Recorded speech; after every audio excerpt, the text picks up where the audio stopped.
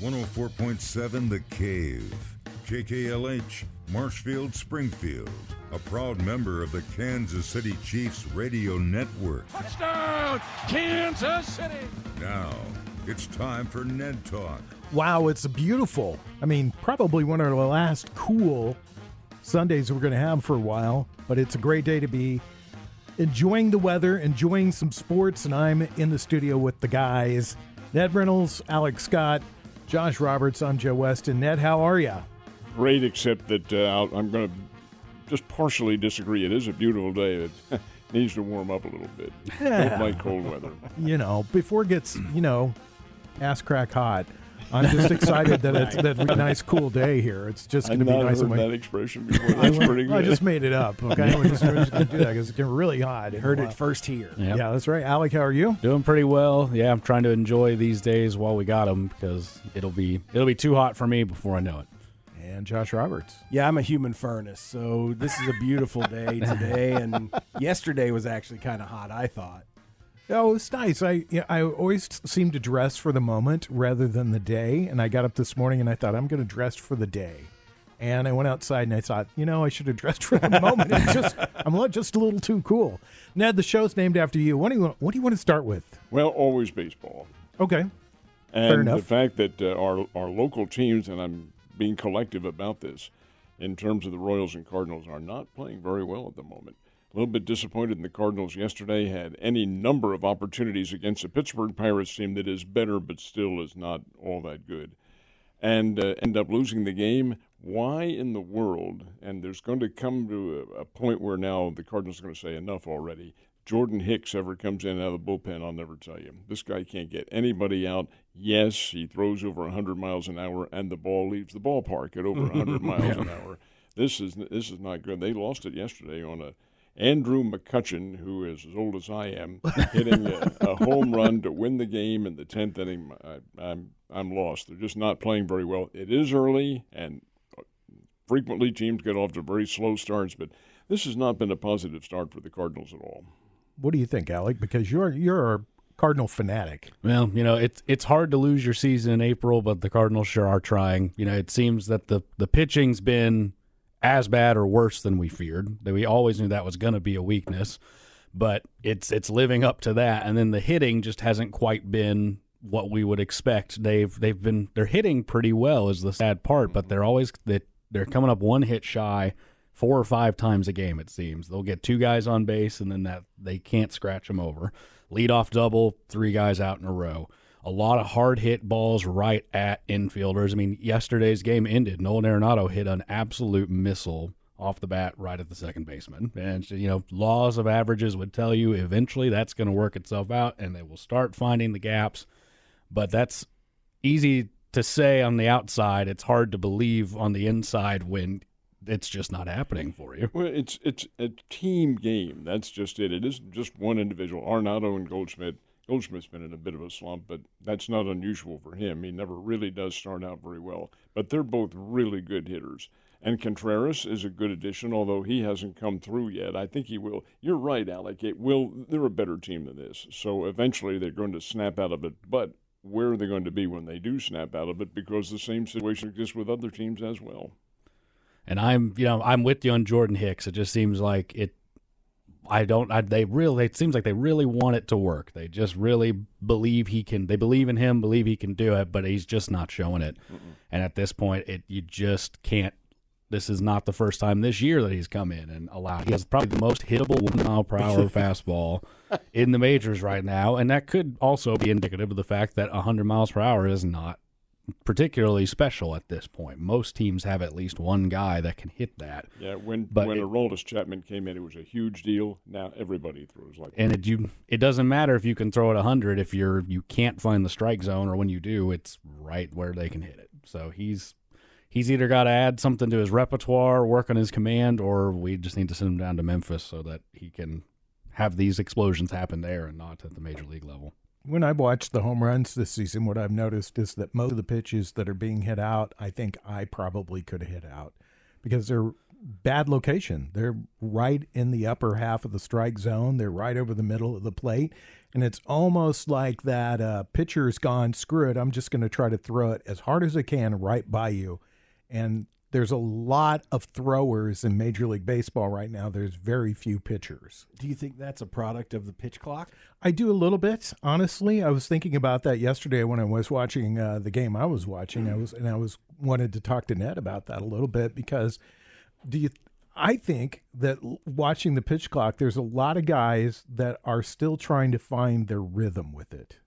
Well, I don't know what the ratio number would be, but sure, anytime you employ something new in any industry, the long-timers are going to have a bit of a difficulty adjusting to the circumstances. Steven Matz of the Cardinals is not one of them. This guy's, I counted yesterday, he got the start for the Cardinals. It was 4 seconds. Wow. When the clock starts when the catcher throws the ball back to the pitcher again, and 4 seconds, 5 seconds later, this guy's ready to throw again. That's a little bit out of the norm.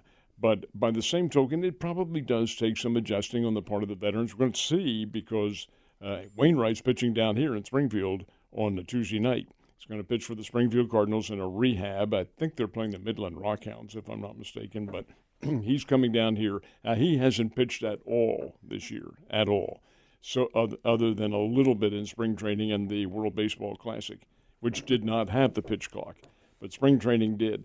I'm anxious to see what he does down here because they adhere to it pretty rigidly down here, as they did have for the past couple of years.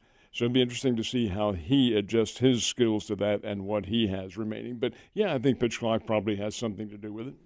What are your thoughts so far early in the season with the rule changes? We've seen a lot more stolen bases to start the year. I mean, and that was something that Major League Baseball, they did a survey of fans over the last couple of years. They put together this statistical analysis of what fans wanted to see, and that was one of the things that they really wanted to come back into the game, and that's the reason for the bigger bases. Well, I agree, and there has been a distinct level of stolen bases going on. Part of that, yeah, the bases are a little bit larger, but I think part of it also has to do with the fact that the pitchers are limited in the number of times they can throw over to first base.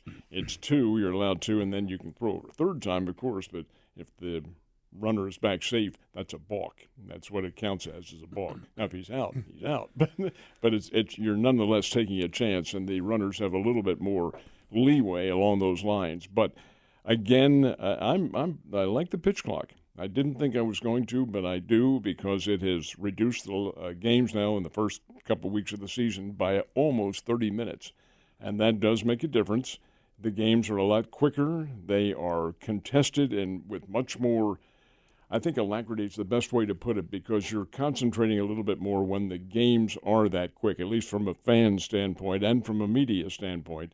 And I think it heightens, in some respects, the interest in the ball game, because it is occurring quicker, and your crises moments in baseball are occurring more quickly with that speed. So, yeah, I am for that.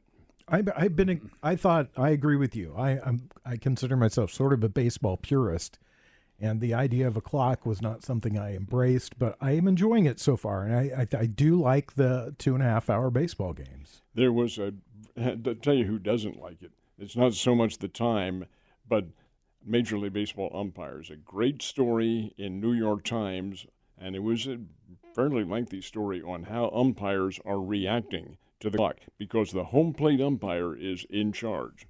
Now, he's not only calling balls and strikes, he is in charge of watching that clock and making that determination. Is the batter ready within 8 seconds? Is the pitcher beating the clock? Well, you can see that. But it has changed altogether the direction, and many umpires, especially the older ones, are not tremendously pleased with all of this, whereas the younger, and there are 10 new umpires in Major League Baseball this year, 10 who have come out of the minor leagues, they're much more accustomed to it because that clock has been ongoing there. Yeah. So a lot of the old-timers are saying, these guys are pretty good, these younger umps. You're listening to Ned Talk, your local live sports show on 104.7 The Cave. I'm Joe Westen with Ned Reynolds, Alex Scott, Josh Roberts. We're talking about baseball to start out the show today. We're talking about the changes in the game with the pitch clock. I want to stop you right there, Ned, because I have noticed that there are it's been noticeable, younger umpires in baseball. It's also been noticeable, too, about the strike zone. has been an issue early in the season. And you and I think we talked about this off air at one point, and let's have this conversation on air, and Alec and Josh can join in.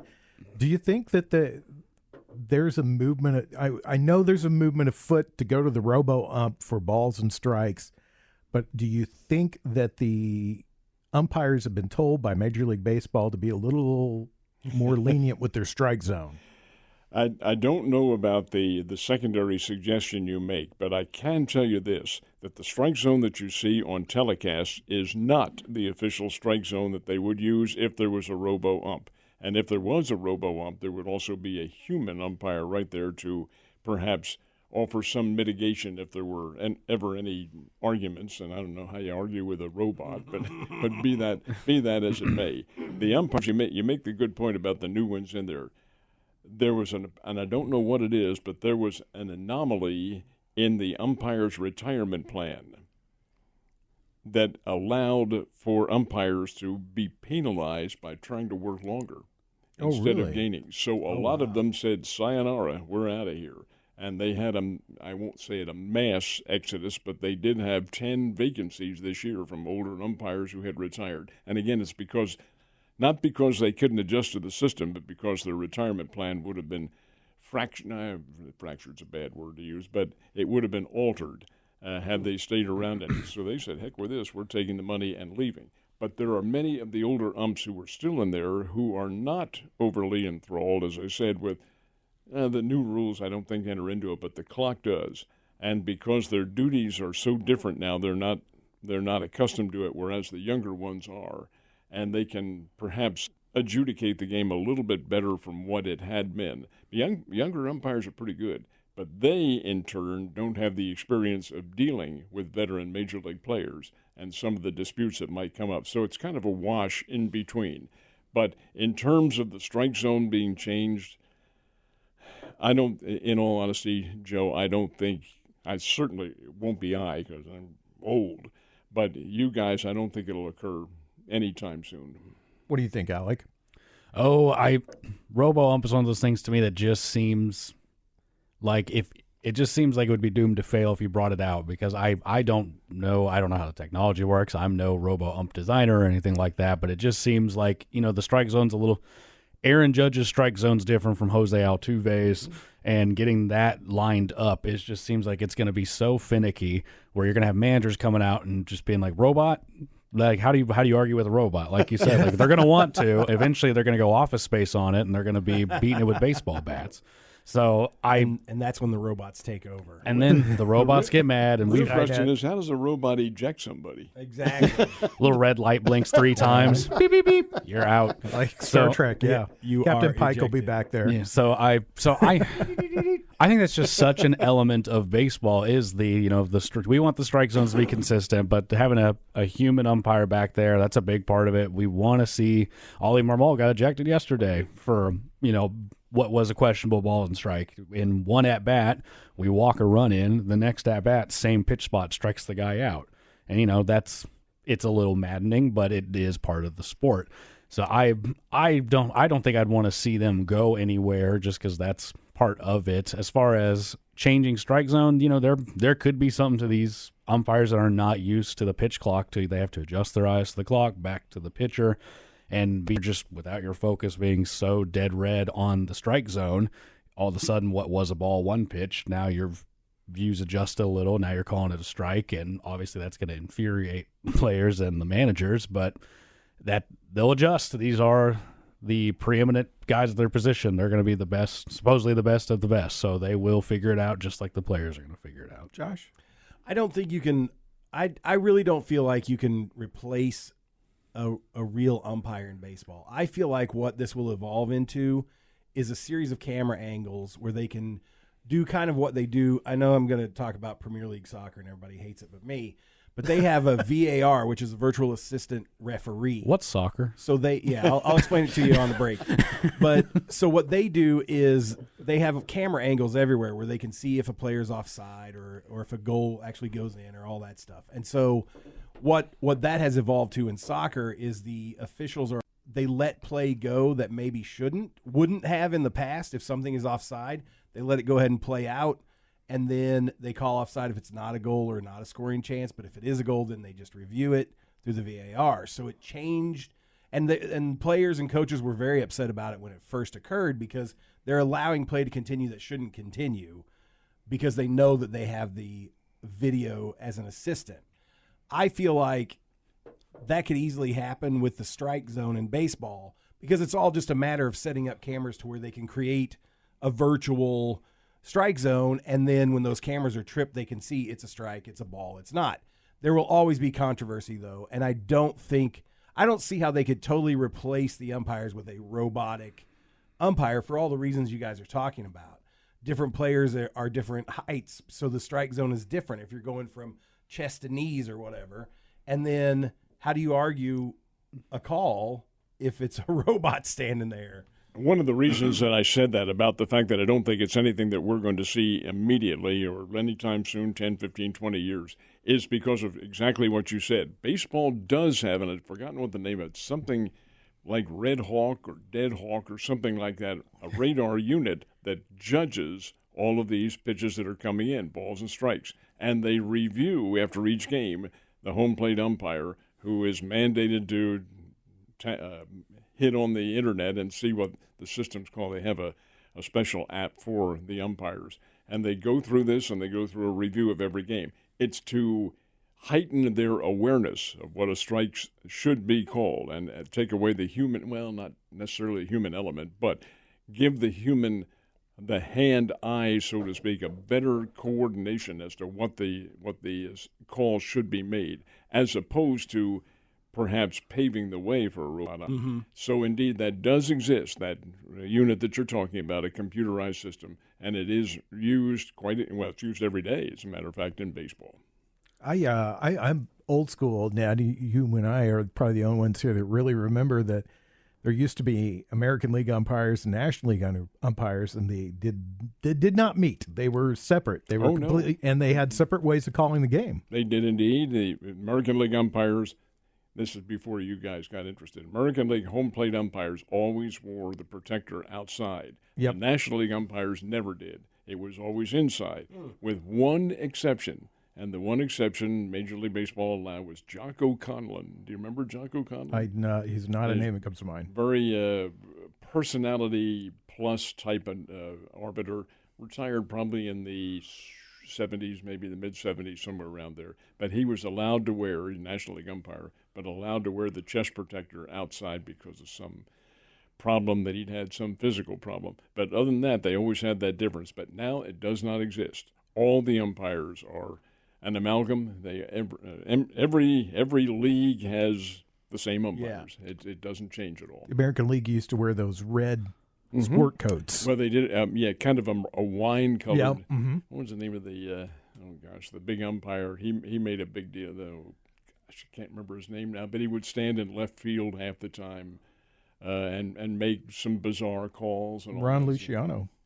Yeah, Ron Luciano, the former Syracuse football player. Yeah, he made a big deal out of always wearing that wine-colored coat and then doing all sorts of outlandish things on the field. He's a pretty good umpire. Yeah, very good umpire. I don't think that he would, the way baseball is set up today with the egos being bigger now than ever, I don't think that Ron Luciano would be very popular these days because he had the machine gun out, and he did all sorts of interesting things. Nice. Engaged players in conversation on the field and coaches and so forth and so on. Yeah. I tell you one who is not back, and I think this is his second year out, is Cowboy Joe West. He's no longer out there. Well, quickly, before we go into the break, I mean, did you see the Cubs game on Friday night? I mean, did you see that call? So as Bellinger is now with the shortstop. So first game that he has returned to L.A., got a standing ovation, which is traditional when you go back to the team that you play for, and he got a pitch clock violation called on him during standing ovation. My gosh. And gave him a strike immediately. You mean to tell me the umpire did not give him any... Did not give him any grace at all, gave him a pitch clock violation. That umpire needs to be assaulted. That's that a Dodgers. That's a Dodgers umpire right there. That's uncalled for. Yeah, when you have a situation like that. I watched the Yankees game yesterday, and her mom was pitching for the Yankees, was throwing a no-hitter, 10 strikeouts in the first 5 innings. Oh, wow. Comes off the field, umpire stops him, checks his hands, tells him you need to wash your hands. Comes back out of the dugout, umpire stops him again and said, I told you to wash your hands. They grouped for like 2 or 3 minutes on the field.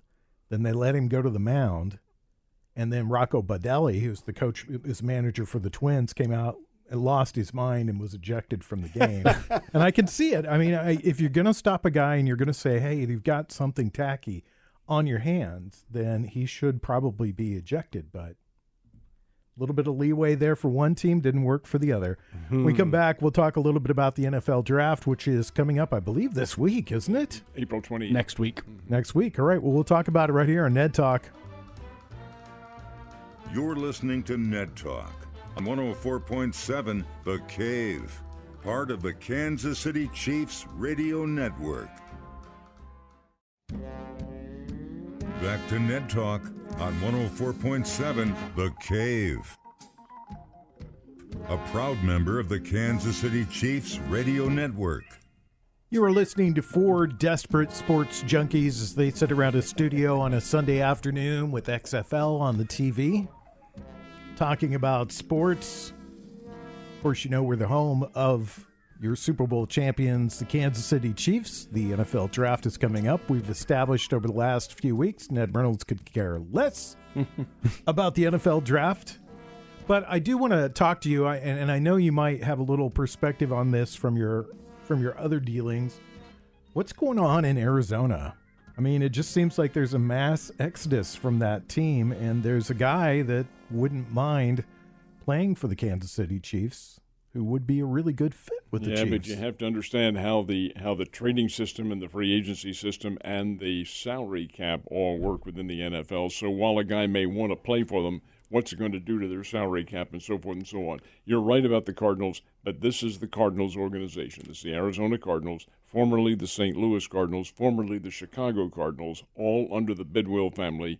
And they have had massive difficulties dealing with their players because I think it must be, I'm guessing this, a family tradition to operate from the shoestring and not to really put your best foot forward. Well, here you've got so many individuals on the team who are star players in college. Of course, that doesn't necessarily morph into the pros, but it would appear as though they have the abilities to get there, and they did. Heck, they were in the playoffs and in the Super Bowl back, earlier in the 21st century, I should say. But they just can't seem to get anything consistently going, and I think ownership has a lot to do with that. That's my guess. And they were sorry, Joe. Go ahead. No, go ahead. They were a playoff team just a year before this one. They started they started the season at least on some routine like an 8-11 game run. They've looked really good, and there's been some rumblings that it goes unnoticed that the Bidwell family is doesn't run the team very well in terms of operating budget or things going on behind the scenes in the culture. They might be pushing for that mantle of maybe worst run NFL team now that there's a principal deal in place for the Washington Commanders to get sold and the Snyder family getting out. For a cool $6 billion, thank you. Yeah. Well, DeAndre Hopkins is the player we're talking about. He is a premier wide receiver in the NFL, and he would fit nicely in the Kansas City Chiefs lineup, don't you think, Josh? I do. I completely agree with that. And it seems like the Cardinals have become such a dumpster fire that everybody is jumping ship. So if the Chiefs have an opportunity to get this guy, they should do it. I mean, if he wants to come and play in Kansas City, work it out. Well, working it out is the deal, though. Oh, yeah. Because the Cardinals are going to want something for a guy like that, and Hopkins is an outstanding player. Mm-hmm. But you have to remember, how is his salary? You trade a contract. You don't just trade the individual. Right. And how is that going to work into how your salary cap is judged, and is it going to put you too far over? There are just so many variables involved. Restructuring of their contracts. They did with Mahomes this year, restructured it. Now, that you're still talking about a lot of money, and he's still owed and going to be owed a lot of money, and rightfully so. But a lot of that's going to be placed now in annuities and little insurance, and not little, but insurance policies and things in which you can take the money and take it away from the salary cap and put it into a realistic but secondary venture. Well, that's how they do it. That's how they adjust these contracts, and that would probably happen if they got a guy like DeAndre Hopkins. Yeah, from a talent standpoint, might fit in. I don't think Odell Beckham would have fit in at all, and it's not going to happen because he's not going to be there. Excuse me, let's talk about that. Did I make you throw up with that? Yes, actually you did. Usually maybe they'll hold those in, the vomit talk there from Ned. Sorry, sorry about that for a second. That's the first time in 30-plus years that's ever happened to me. We've got Ass Crack Hot, and we've got that. We've got a few firsts today. Yeah, it's open. It's today. Well, let's talk about that for just a second. Were you surprised all the talk about Lamar leaving Baltimore, and now all of a sudden he's got a wide receiver, and it looks like that's all going to get worked out? Well, that's why I think they got him. Yeah. Odell Beckham is I think probably a clubhouse problem. He's a cornflake, is what he is. Well, he's crazy. But he and Lamar Jackson probably have some kind of a relationship in which that's going to come to the fore. And the Ravens really want Jackson back. He doesn't necessarily want to go back. It all depends on what your circumstances are and what your negotiating abilities are with the club. But now that he does have Beckham there, and Beckham is still a pretty good receiver, not great anymore, but he's still pretty good. That's why I think the Ravens brought him back. I really don't, in all honesty, and this is just a personal observation, I don't think the Chiefs wanted him in the first place.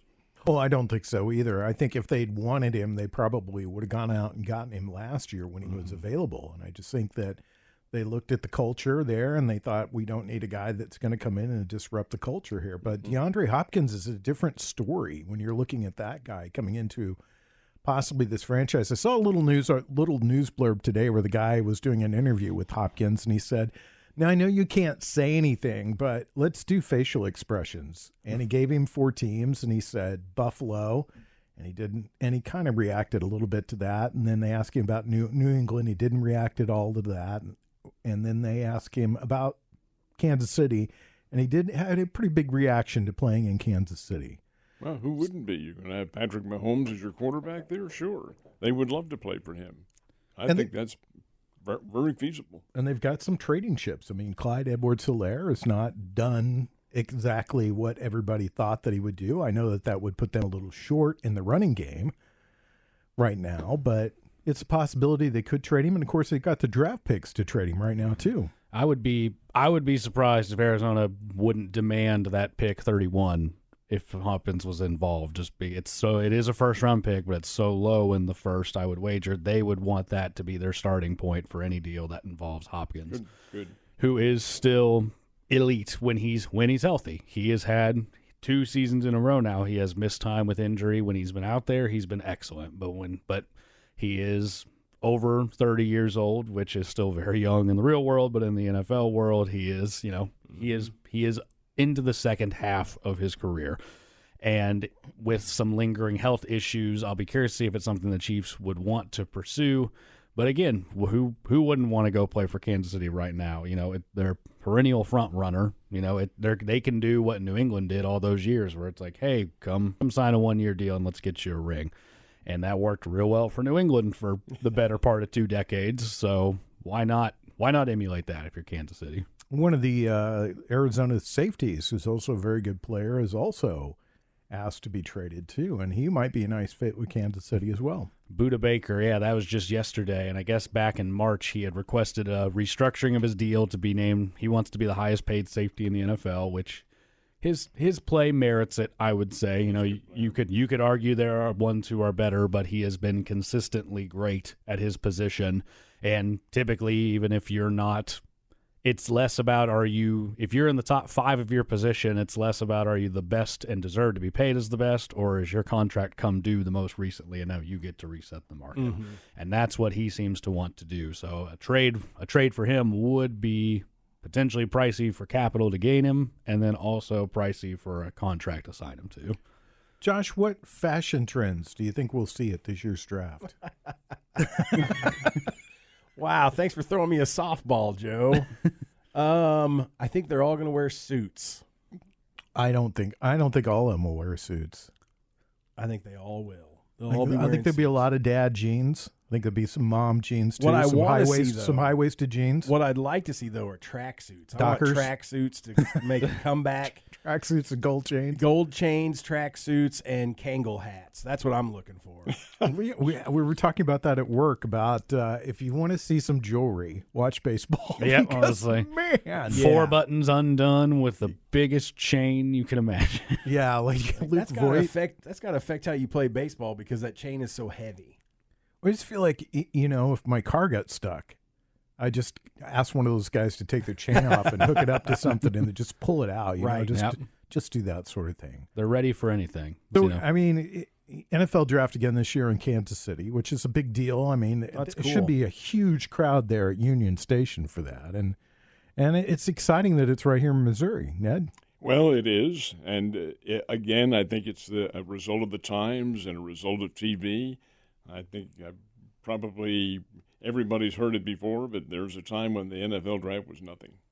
Zero. Like, you look for each round coming over on the Associated Press wires back in my early years at KY3, right up until 1980 when the ESPN folks said we need to have this on TV, and Pete Rozelle says, why? There's nothing that goes on, bunch of guys sitting around on a telephone. Well, ESPN has made it into a big, big deal. What they have, 800,000 in Nashville, I think is what it was. And Wow. they won't Crowds have are that many in huge. Kansas City, but it'll be a pretty doggone huge crowd at Union Station when they have it. And to the point where Travis Kelce, is even putting on his own concert and it's over in Kansas City, Kansas, near the Speedway. There's a amphitheater there. I've forgotten what the name of it is. But he's going to put on his own concert over there on the night before, I think it is, the night before the draft begins. And they're expecting 14,000 to 15,000 for that. That's how popular this Is thing Travis become. Kelce playing music? No. I don't think he's in it. I think he's just the promoter of it, although I don't know that. As long as he doesn't throw out any more first pitches, I'll be good with Machine Gun Kelly, is that. that it? Oh my gosh. All right, okay. Enough. When I mentioned that to Holmes the other day, he said, "Oh my God, what are they?" Yeah, well, who is this guy? Oh, I don't want to offend anybody. Right, I probably will. We'll just leave it at that, okay? I'm an old guy. Let's just leave it. Let's just leave it. Somebody by the name of Ross. Does that sound right? Rick Ross. Rick Ross. Is Rick Ross? He is a music artist, yeah.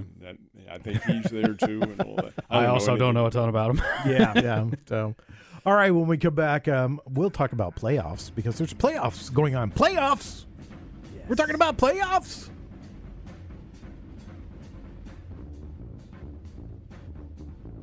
You're listening to Ned Talk on 104.7 The Cave, part of the Kansas City Chiefs radio network.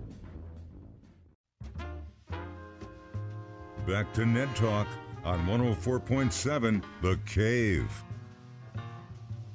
A proud member of the Kansas City Chiefs radio network. In case you're wondering, it's 20-9 in the XFL football game between DC and I don't know who the other team is. I think Arlington. Arlington? Arlington? Really? Seriously? Arlington? That's XFL football, baby. Big markets, huge markets. Okay. All right. Okay. Arlington. Two teams. They're fairly close together, aren't they? Yeah. Virginia and Washington, D.C. This is Arlington, Texas. Oh, Even Arlington, Texas. even Oh, smaller. I'm sorry. Sorry for all our listeners out in Texas. I was confused. Yeah, this is Name your cities after the Dallas your own market, things. Arlington, Dallas. And don't ever apologize to people. In Come Texas. up with your own city names, please. All right, don't copy. We're broadcasting live from Springfield, From Missouri. Springfield, Missouri. Ned Reynolds, Alex Scott. I'm Joe Westen, Josh Roberts. Hockey's going on right now. NFL and NBA basketball is happening right now. I know Josh is chomping to talk about hockey. So, Josh, let's do it. Talk about it. So the playoffs start tomorrow. There's some really good matchups. To watch out for. The Edmonton Oilers look really good. But the big story, of course, is the Boston Bruins. Not only did they win 65 games, which is beating the record by 3, they also scored 135 total points, which beats the previous record by 4 points. These are these were thought of for a long time as being nearly unbreakable records, just because the attrition of the season. It's so difficult to win that many games. They only play 82 games, and these guys won 65 of them. So it's amazing. There was a lot of stratification in the NHL this year. The teams that are at the top, I think I counted that there were 12 teams out of the 16 that made the playoffs that had over 100 total points for the season. So that I don't think that's ever happened before. So there was definitely a stratification. The ones at the bottom were really bad. The ones at the top were really good. And so I think you're going to see some really good playoff hockey. And I always root for the original six. So the Rangers, the Maple Leafs, and the Bruins are all in it. And then after that, I'll root for Edmonton or maybe the New York Islanders because they both look really good this year too. Hey, here's my question to you. Ready for this? Now, you're obviously a hockey fan. Uh-huh. I can't speak for Alec, can't speak for Joe, but I can speak for Ned Reynolds. Casual, not a fan, but a casual reporter on it because there is really no hockey franchise other than the St. Louis Blues with whom we can identify. Okay, having said all that, Boston Bruins set the point record.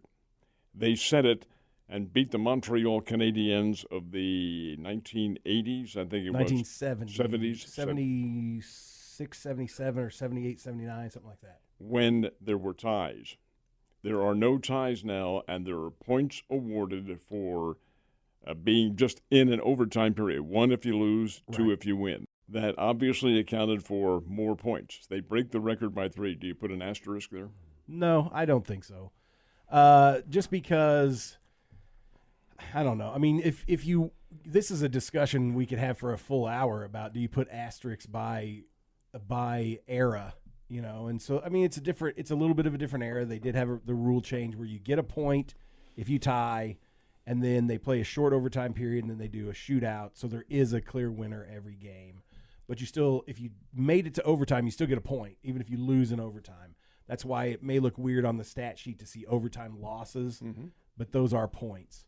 It didn't really make that much of a difference for the Bruins, I guess. Well, I guess they had 5 overtime losses, so that would have put them at 130 points instead of 135, so they wouldn't have broken the record.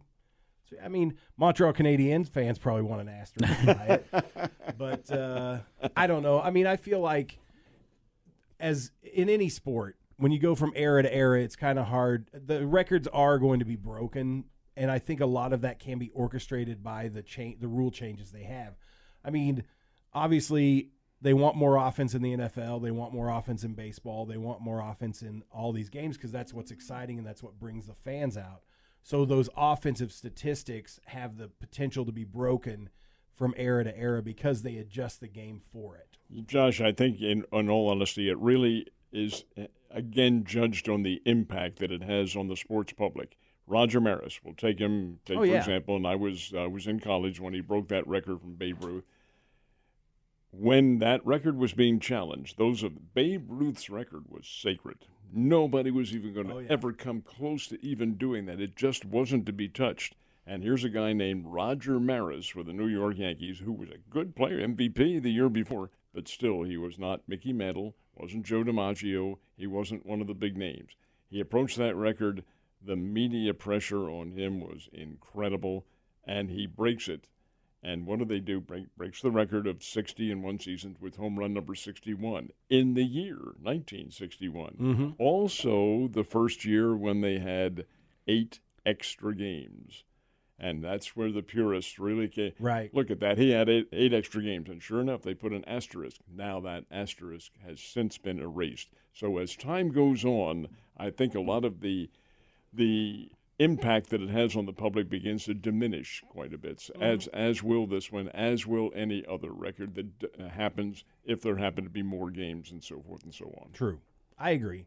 It's hard because you grow up as a kid and you idolize certain athletes, and you also hear stories. I heard stories from my dad. I hear stories from Ned about guys that played before that were your idols. And then all of a sudden you see somebody pop up on a list when they list the top 10 of something, and you go, really that guy or these guys are in that list?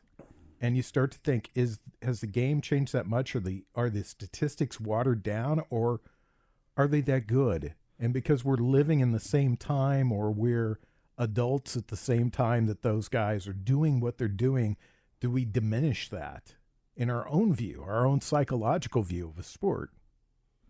I think silenced it's everybody. inevitable. I think it's inevitable that happens. I mean, or it can also work in the opposite direction too, because like for me, to me, the greatest running back of all time is Walter Payton, but you can make a solid argument that it's Jim Brown. Jimmy Brown. Because Jim Brown was a man among boys. He was playing football. You know, Michael Jordan to me is the greatest basketball player of all time. What about Wilt Chamberlain? What about Bill Russell? You know, so I love these discussions because there's no answer. There's no yes. I'm not going to convince Ned, and he's not going to convince me. And it's because of what you just said. We watched those players in their prime, and so we have that memory of how good they were. And so as time goes on, all you have is the statistics. All you have is what's left over, unless you can watch the highlights. And that's hard to compare from And it era is, to yeah. era. They're It's very really hard. impossible. I mean, because we're getting to a point where, you know, you think that Derek Carr's better than Johnny Unitas at quarterback. I do not. Because every stat's going to say that he is. He and is. it's Yeah. very tough to compare because the modern game is just so different from back then. And, you know, like you said, a lot of it comes down to, you know, you've got to consider the era. You have to, you know, your heart speaks into it a little bit in the running back conversation. Adrian Peterson's the best running back I've watched since I've been following the NFL. Yeah. And boy, was he great. But, you know, it's tough to it's just really hard to compare. And there is it's hardly a clear-cut answer other than maybe Michael Phelps at swimming, Wayne Gretzky in hockey.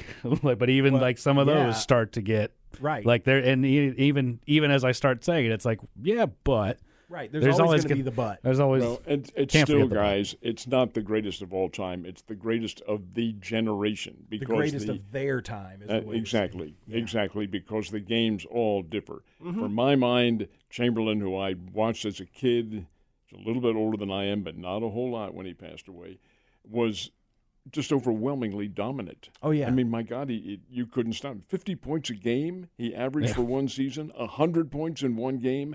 Well, he overpowered. Would he overpower them today? No, but he probably would change his whole approach to the game. Same with Jabbar when he came in there. Oh, yeah. He was as big or bigger than everybody else. Well, he still could have hit that little baby skyhook that he had that went over top of everybody's head. Great player. He changed to his time. Could he still play today under those same circumstances? You bet he could. Michael Jordan, my goodness sake, what do you say? Good gracious sakes alive. The man dominated in every aspect of the game, and his impact on that generation was the best. Right. So, yeah, again, it's a generational circumstance. There's a few players, and we talked about this with golf last week. Oh, yeah. Is that they transcend the sport and they go into this special category where they are bigger than the sport. Babe Ruth is bigger than baseball. Michael Jordan was bigger than basketball. Tiger Woods, bigger than golf. Wayne Gretzky, bigger than hockey. Bigger than hockey. I don't know who you put in the football category as far as that goes. I mean, maybe Tom Brady. I was like, Probably. Brady Unfortunately. guys start getting in on that one. You know, you've made it if you get on that one name only basis. If we say Tiger, we know who you're talking about. If you're talking basketball and we say Jordan, there's only one guy we're talking about. And quickly, the name Mahomes is being added. Rising Yeah. to the list. Yep. He has the potential to be one of those generational athletes He that does. transcends Yep. the sport. Yep, absolutely. All right, let's real quickly before we end the commercial break. Let's go around the room real quickly. Best baseball player you ever saw? Willie Mays. Guess I got to go Albert if it's who I've physically seen. Gosh. George Brett, maybe? Derek Jeter. Yeah. Yep. There's a lot of people argued about Jeter before he went to the I Hall of also Fame. saw Pete But you're Rose play, but you probably never going to see anybody get more hits than Derek Jeter in anybody's lifetime in this room. Yeah. Probably I never got see. to see him play. I did get a chance to see him play, so I'm fortunate that way. Come back, we'll wrap up the show, talk about what we're going to watch this afternoon on Ned Talk.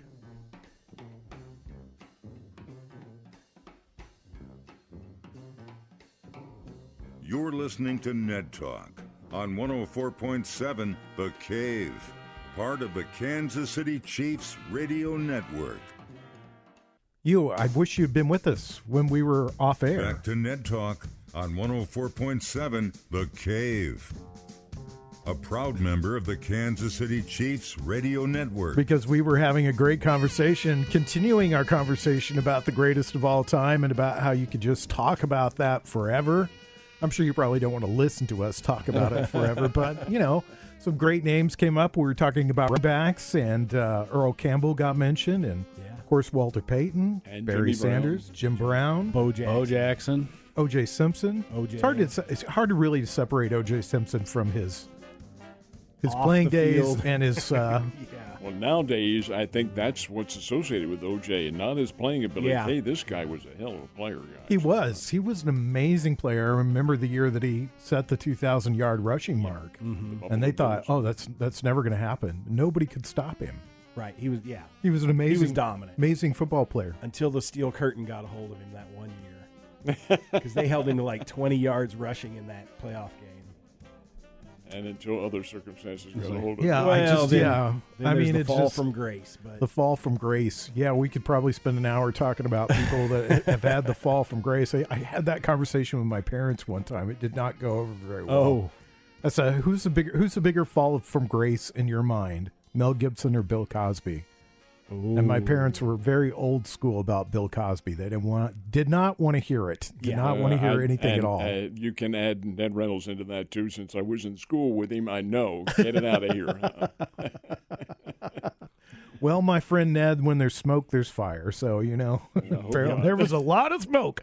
So, what are you guys going to watch? What are you going to go home and watch I this think I'll afternoon? watch a little bit of the Cardinals and maybe a bit of the Royals today. And then, I think that'll be it. Okay. All right. What about you, Alec? Oh, some Cardinals, mix in some playoff basketball. That'll be starting around 2 o'clock today. And, I'll start paying a little closer attention to that when the field gets diminished down a bit. Who's your pick in basketball? We don't spend a lot of time in basketball talk.